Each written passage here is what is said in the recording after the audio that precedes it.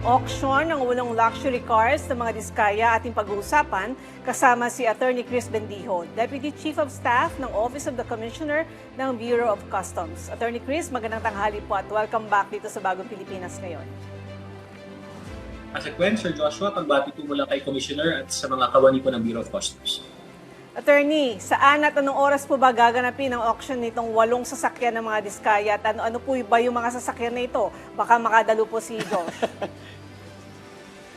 Iintayin ko po ang inyong pagdating. Ito po ay gaganapin February 11, Wednesday, ganap na alas 10 na umaga. Pero meron pa po tayong mga documentary requirements na kailangan isumite at least a day before the date of the auction.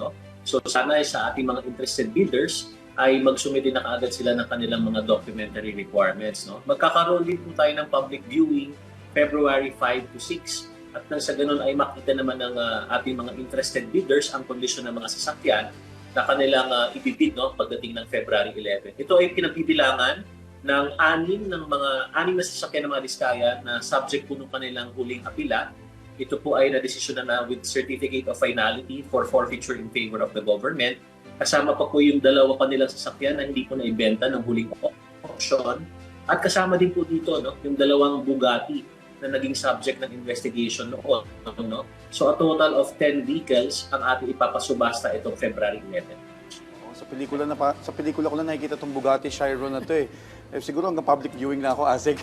Pero para sa kaalaman po ng ating mga kababayan, Attorney, maaari niyo po bang ibahagi sa amin kung ano po yung itinakdang minimum bid o appraised value ng mga luxury cars na bahagi ng auction? Ipo, kung gusto niyo po talagang isa-isahin natin, pwede po natin gawin para dun sa ating Bugatti Chiron na 2019, ang kanyang floor price ay 160 million mahigit. Yung namang Bugatti Chiron na 2017 ay 149 million mahigit ang kanyang floor price. Kung maalala po natin yung Rolls-Royce Cullinan na hindi po nabenta nung nakaraang auction ng mga sasakyan ng mga diskaya na may presyo noon na nag-umpisa ng 45 million na naibaba ng 33. Ngayon po ay nasa 29 million na lamang po ang kanyang presyo.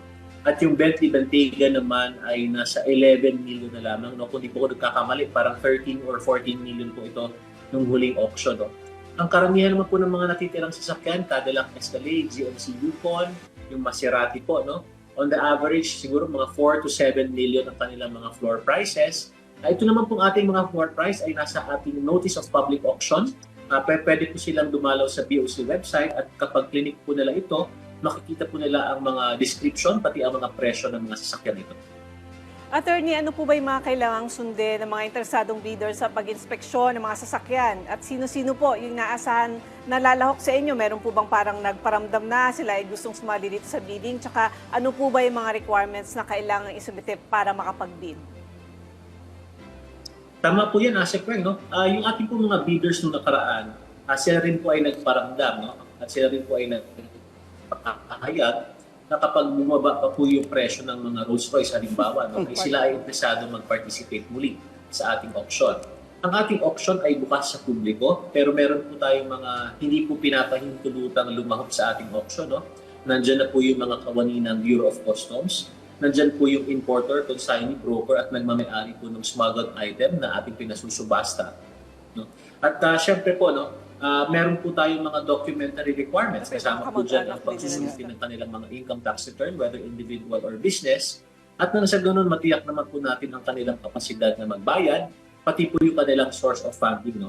Tinitiyak po natin ang lahat po ng mga proseso natin ginagawa dito ay matiyak na transparent ang ating proseso at hindi po makikinabang ang mga individual o kumpanya na responsable sa pagpasok ng mga smuggled luxury vehicles na ito. Attorney, may follow-up question lang ako dyan sa mga presyo na nabanggitan kasi pababa ng pababa. Hanggang magkano po yung sagad na pwedeng ibaba para mabenta pa rin po ito? Malay nyo, mabili na ni interesado si Joshua. Asik.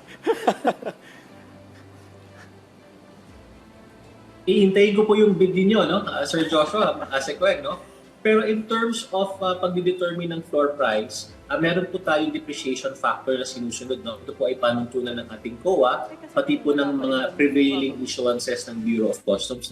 At this rate po, kung di po nagkakamali, nasa 20% po yung ating computation ng depreciation factor. At kung di rin po ako nagkakamali, hanggang 50% po yung sagad na floor price for purposes of determining itong presyo sa ating public auction.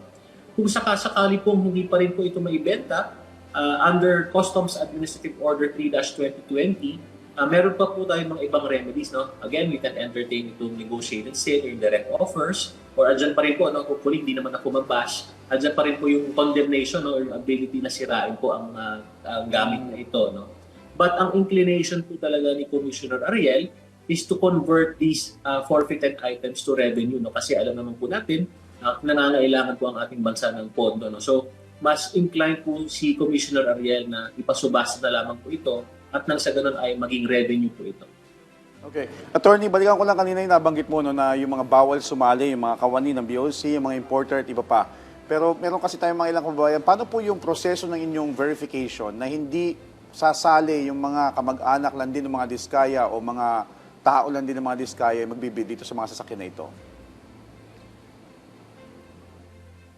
Tama yan, Sir Joshua, no? Yan din po ang kadahilanan kung bakit tayo nagre-require na magsumite ng kanilang mga ITR at mga financial statements, no?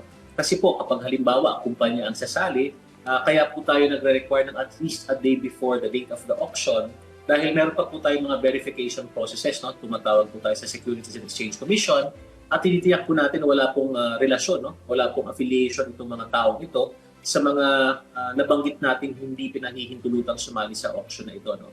Ngayon, patungkol naman sa tanong ninyo, specifically sa Pamilya Diskaya, no?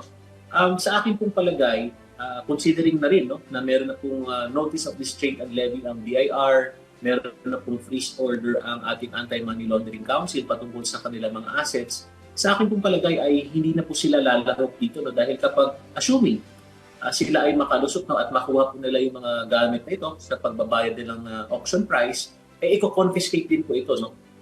Pursuant doon sa mga issuances ng BIR at ng AMLC. But nevertheless, ang ating verification process ay nandyan. Tinitiyak po natin yung mga binanggit ko po at yung mga affiliated sa mga individual na ito ay hindi makakasali sa ating auction. Okay. Attorney, linawin lang din natin, ano po yung magiging proseso kapag may nanalong bidder? Kailan po at paano nila makukuha yung sasakyan? At pag nakuha ba nila ito, malinis na to?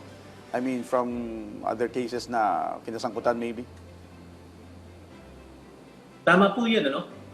Kapag sila po ang nadeklarang winning bidder, kailangan po nilang bayaran ang kabuuang halaga ng kanilang bid, no? At kapag katapos po itong nabayaran, tayo naman po ay makikipag-ugnayan sa Land Transportation Office upang sila na po ay marehistro sa mga sasakyan ito. Tama po kayo, wala na pong bahid ng kahit anong kaso or kahit anong pa pong encumbrance, no? Itong mga sasakyan na ito kapag dumaan po ito sa auction ng Bureau of Customs. I-verify po natin, no? Pero nung nakaraan po, binanggit na rin po ng LTO na kanilang pinahintulutan yung change of plate number, no? At nang sa ganun ay hindi po mabahiran yung identity ng sasakyan ng pagdududa ng ating mga law enforcement agencies. I-verify po natin ulit sa LTO kung sa auction na ito ay pahihintulutan nila muli ang pagpapalit po ng plate number. Attorney, meron po bang inaasahang halaga ang BOC na maliliko mula sa auction na ito at saan po mapupunta ang kikitain dito? Napakagandang tanong yan, Asek Weng, no? Nagbigay ng direktiba si Commissioner Ariel Nepomuceno, no? Kasi po, under normal circumstances, pwede pong magtabi ng 10% sa nakuhang auction price ang port no, na nag-conduct ng auction. Ito po ay para magbayad sa ating incidental expenses, sa advertising, sa paglilinis ng kotse, sa mga naghapot nito, no, sa mga posisyon nito. Yan po ang pwedeng gawing incidental expenses. No? But in the case of itong mga vehicles no, na subject at involved dito sa flood control scandal, dito sa mga nagmula sa mga diskaya, malinaw po ang mensahe ni Commissioner Ariel Nepomuceno, 100% of the proceeds will be remitted to the National Treasury.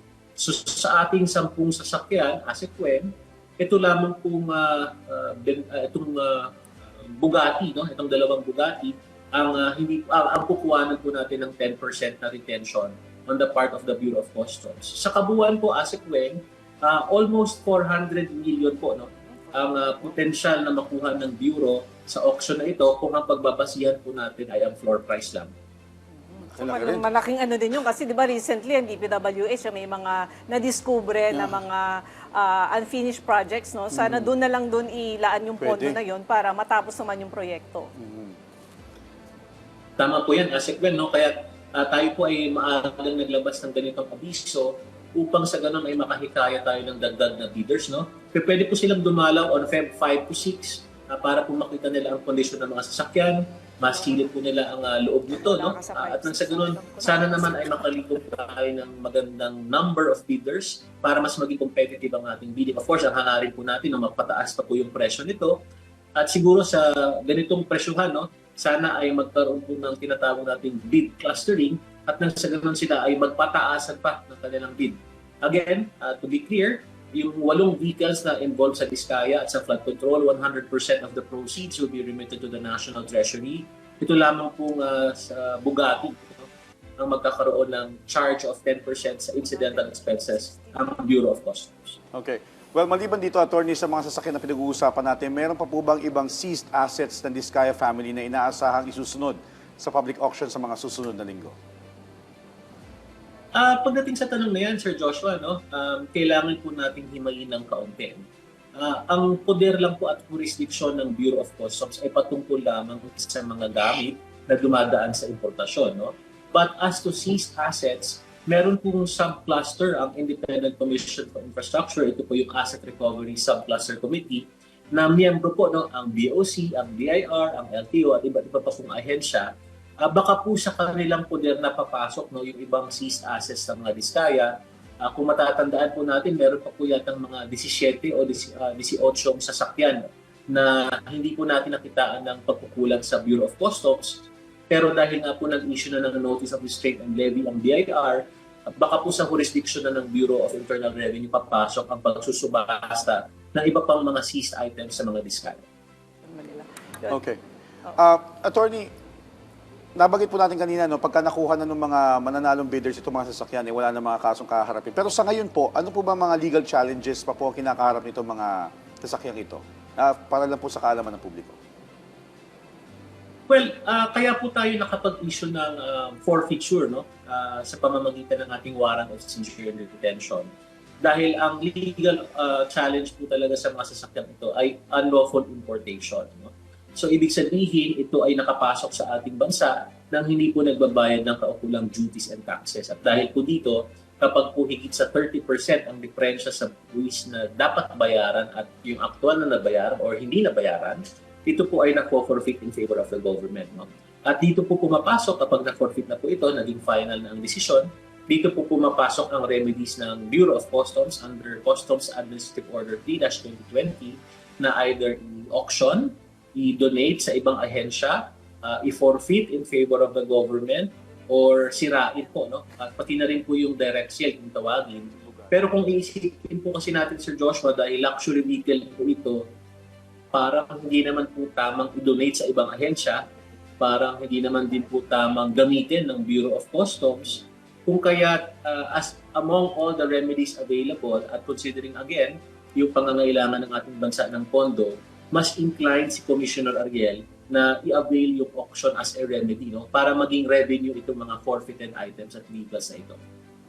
Okay, Attorney Chris, mensahe niyo na lang po sa ating mga kababayan, lalo na doon sa mga gustong sumali sa auction. At syempre, doon sa mga may imported na sasakyan na hindi pala nagbayad ng tamang tax and duties po.